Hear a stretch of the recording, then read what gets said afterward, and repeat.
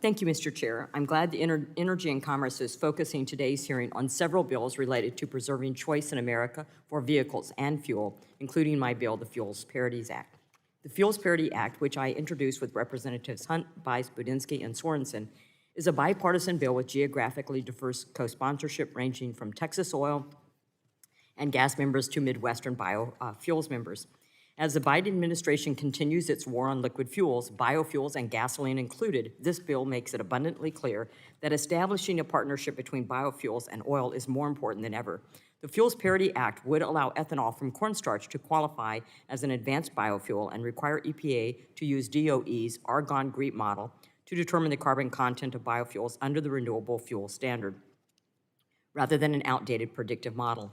Allowing corn to qualify as an advanced biofuel allows internal combustion engine vehicles to compete with EVs by incentivizing lower emissions from ethanol production, making the fuel that powers on-road vehicles cleaner.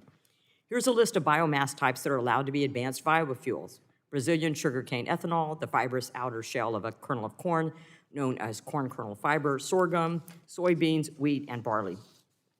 All of these crops can be advanced biofuels so long as they meet 50% requirement for carbon reductions. Literally, the only feedstock that cannot qualify is cornstarch. Even other parts of the corn kernel can qualify. As long as cornstarch ethanol can achieve a 50% greenhouse gas emission reduction, it should be afforded the same opportunity to be an advanced biofuel like every other feedstock. And Ranking Member Tonko, I would be open to a discussion prior to subcommittee markup with you and others about making DOE's Argonne GREET model applicable to all fuels. Mr. Chairman, I ask unanimous consent to insert a letter into the record which expresses support for the Fuels Parity Act. The letter also includes support for year-round E15 and outlines concerns about the EPA's final RVOs from 2023 to 2025, which limit the growth of low-carbon fuels. Mr. Goffman, the Refuelable Fuel Standard RFS program is integral to reducing carbon emissions and adding value to agricultural commodities. While opportunities may exist to improve the program, any statutory reform should be careful and thoughtful. The Fuels Parity Act would remove the prohibition on cornstarch ethanol as an advanced biofuel. I realize this is not a perfect piece of legislation, and I'm committed to working with all stakeholders moving forward. Can you speak to the EPA's ability to consider new Clean Air Act proposals, including pilot programs, when setting post-22 volumes? Does the EPA have authority to consider criteria not explicitly stated and contained in Section 211.0? Thank you for that question, Congresswoman. I don't believe we have the authority to consider criteria that aren't in the statute, especially now that we're past 2022 and the statute doesn't include a presumptive volumes. Mr. Goffman, under the Clean Air Act, EPA is required to set annual increasing volume requirements for the amount of renewable fuel to be blended into our transportation fuel supply. EPA fulfilled this obligation and increased volume requirements for 2023 to 2025. In contrast, however, EPA has also proposed several rulemaking, including the latest tailpipe emission standards that would drastically reduce all supply of all liquid fuels in favor of an all-EV approach.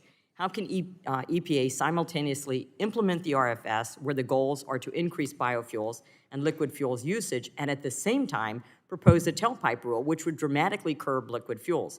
Your agency's tailpipe proposal appears completely contradictory to RFS goals.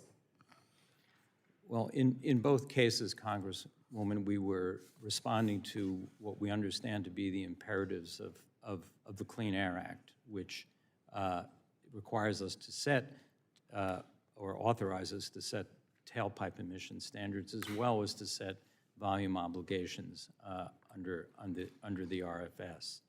Our approach has been to maintain ultimately a diversity of energy sources for transportation, consistent with both 202, which is our tailpipe emission standard authority, and 211, which is our RFS authority. Which is why it seems contradictory that cornstarch would not be classified as an advanced biofuels, and we don't have year-round E15, and also that the volumes are not set at the level where we can certainly produce. A Des Moines Register article just today indicates some studies show that ethanol can reduce greenhouse gas emissions by 46% and biodiesel by 69%. So if, in fact, we're trying to reduce greenhouse gas emissions, increasing the volume production of all biofuels would be complementary to that goal. Thank you, Mr. Chair. I yield back.